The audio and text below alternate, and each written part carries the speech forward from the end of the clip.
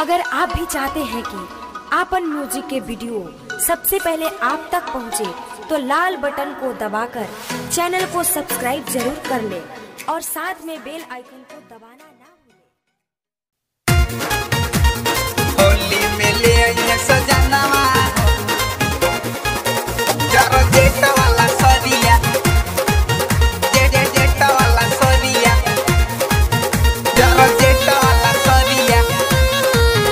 Jet वाला सरिया। होली में ले आइए सजनवा जरा जेट वाला सरिया होली में ले आइए सजनवा जरा जेट वाला सरिया धले ले गोरिया होली में ले आइए सजनवा जरा जेट वाला सरिया होली में ले आइए सजनवा जरा जेट वाला सरिया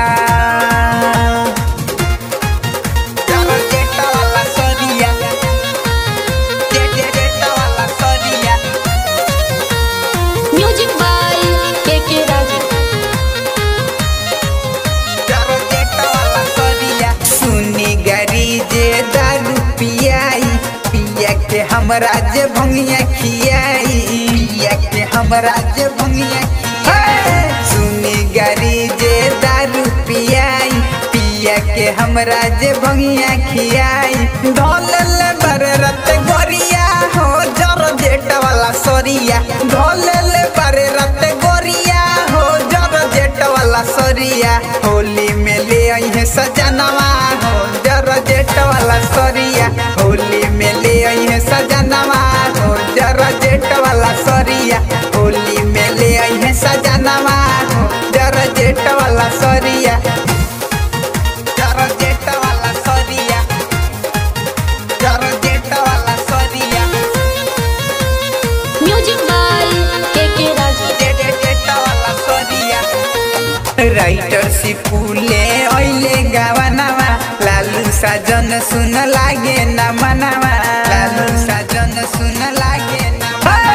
राइटर सिपुले ओइले गावनवा लालू साजन सुन लागे न मनवा राजू पोरेला घर के नोरिया हो जरा जेट वाला सरिया रवि पोरेला घर के नोरिया हो जरा जेट वाला सरिया होली में ले आइए सजनवा हो जरा जेट वाला सरिया होली में ले आइए सजनवा हो जरा जेट वाला सरिया होली में ले आइए सजनवा हो जरा जेट वाला सरिया। देव रिकॉर्डिंग स्टूडियो मनियारी बाजार।